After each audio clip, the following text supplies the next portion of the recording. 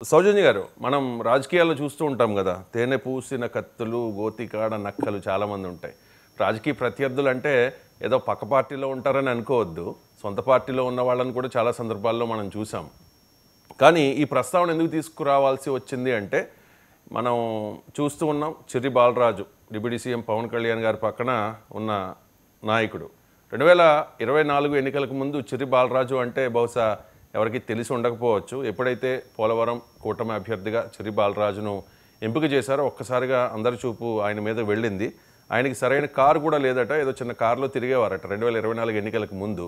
So ఆర్థికంగా బలమైన YCP అభ్యర్థి మీద 8,000 ఓట్ల తేడాతో ఆయన గెలిచారు. కూటమి సఖ్యత వల్ల, అక్కడ అన్ని పార్టీలు కలిసి పనిచేయడం వల్ల ఆయన గెలిచారు.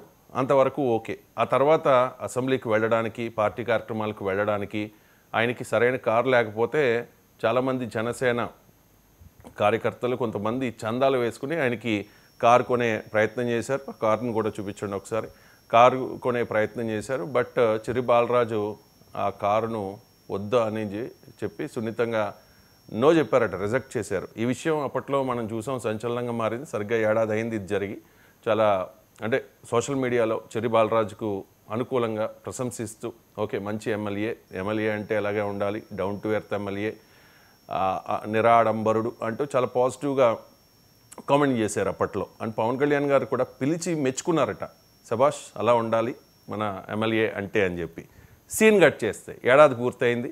చిర్రి బాలరాజు 100 కోట్ల రూపాయలు పోలవరం నియోజకవర్గంలో దోచేశాడు అని చెప్పి ఒక ఇద్దరు కూటమి నాయకులే మాట్లాడుకుంటున్న ఒక ఆడియో బయటకు వచ్చింది. కొన్ని కారణాల వల్ల ఆ ఆడియోని మేము టెలికాస్ట్ చేయలేకపోతూ ఉన్నాం.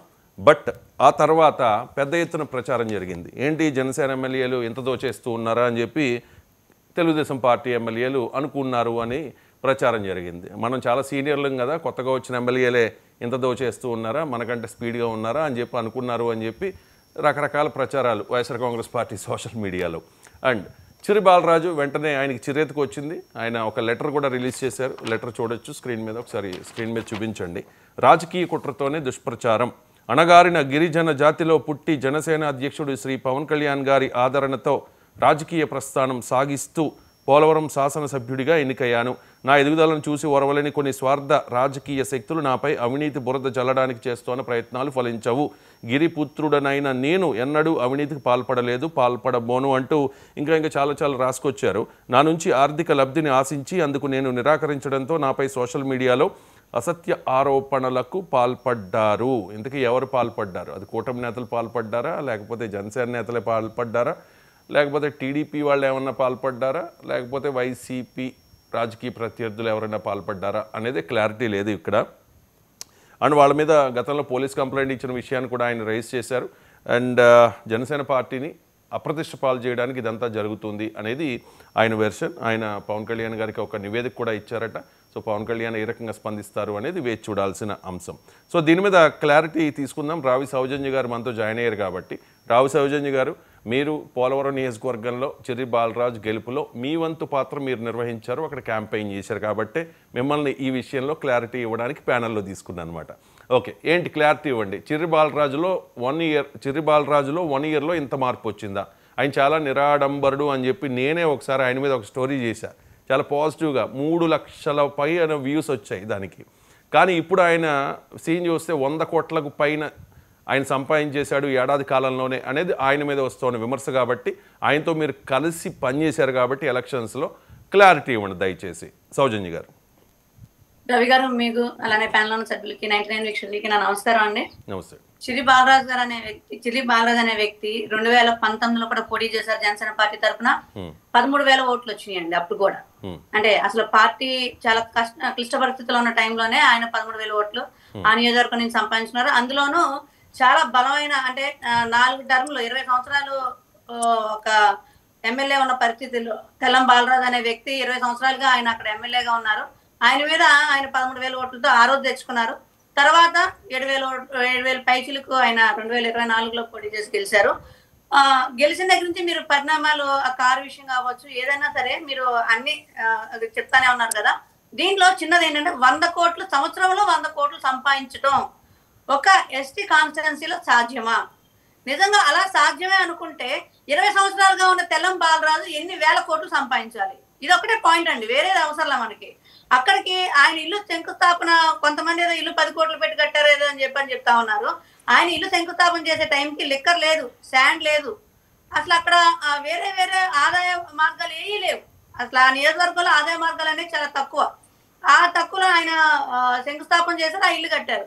ఆ ఇల్లు విషయంలో కూడా మహా అయితే అది మొత్తం 3 ఫ్లోర్లు కలిపి ఒక 3,500 4,000 ఎస్ఎఫ్టీ ఉంటుంది. ఎస్ఎఫ్టీ మనకి సిటీస్ లో లెక్కేసుకుంటేనే 2,000 చొప్పులు లెక్కేసుకున్నా, పల్లెటూరులో అంటే అంత కూలీ రేట్లు అయ్యి అంత ఉండవు. ప్లస్ ల్యాండ్ ఆయింది అంటే అది కూడా మహా అయితే 70-80 లక్షల కన్నా ఎక్కువ ఉండదు. 80 ఒక మహా అయితే ఒక 1 కోటి రూపాయలు. ఒక ఎమ్మెల్యే 1 కోటి రూపాయలు పెట్టి ఇల్లు కట్టుకోలేడా అండి? ఒక ఎమ్మెల్యే అంటే నేను అనేది ఇక్కడ ఎంత సంపాదించాడు అని చెప్పని పద్దాకా ప్రస్తావిస్తున్నారు. ఆయన ఎన్ని అప్పులు చేస్తుంటారని చెప్పని ఎందుకు మాట్లాడలేదు? దాని గురించి ఎందుకు మీరు ఆరా తీయట్లేదు? ఈ మీడియా వాళ్ళందరూ అప్పులు చేయాల్సిన అవసరం ఏమొచ్చింది? ఏమండి, అప్పులు చేయాల్సిన అవసరం ఏమొచ్చింది? అప్పులు చేయటం అంటే మనకు అవసరం ఉన్నప్పుడు కన్వీనియంట్ కోసం కొన్ని తప్పదు కదా, పక్కన దగ్గర తీసుకుంటారు. అంటే ఎలక్షన్స్ లో ఖర్చు పెట్టడానిక, డబ్బులు పంచడానిక?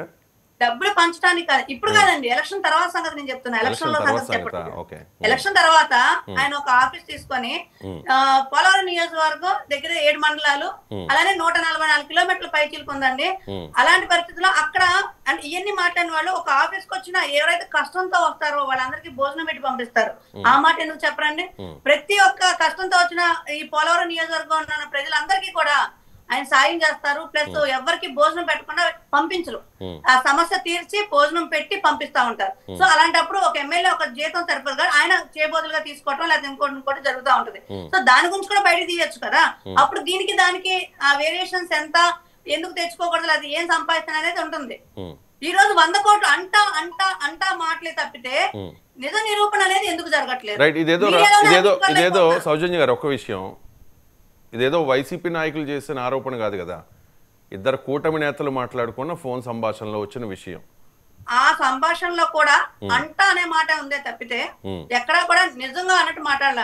అటు ఇద్దరు నాయకులు మాట్లాడిన దాంట్లో కూడా అంట కదా అనే మాట ఉంది. ఈ టైప్ నుంచి కూడా అవునంట అదే తెలియట్లేదు అనే మాట 2 మాటలు వచ్చినాయి. లేదు, కరాటన్ రాంబాబు ఆయన జనసేన పార్టీలోనే ఉన్నారు కదండి ఇప్పుడు.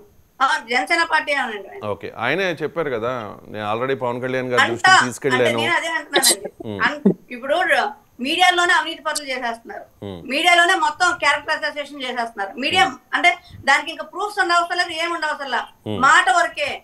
ఆయన అంతకు ముందు కూడా ఒక వ్యక్తి ఆరోపణ చేసినప్పుడు ప్రూఫ్ చూపించమన్నారు. ఈ రోజు అదే అడుగుతున్నారు. ఈ రోజు చిరు బాలరాజు గారు డైరెక్ట్ గా సీఎం గారికి లెటర్ రాసి నా ఎంక్వైరీ అయ్యండి అని చెప్పి అంటున్నారు. ఎందుకంటే ఇవన్నీ అంటే ఆయన నిజంగా ఆయన ధైర్యంగా ఎదుర్కొన్నారు. వచ్చిన దగ్గర నుంచి కూడా ఏదో ఒకటి సమస్యలో ఆయన ఇరుక్కుంటున్నారో తెలియదు కానీ కంటిన్యూస్ గా ఆరోపణలు వస్తానే ఉన్నాయి. ఆ ఆరోపణలు చేసే క్రమంలోనే ఈరోజు చాలా స్ట్రాంగ్ డెసిషన్ తీసుకున్నారు.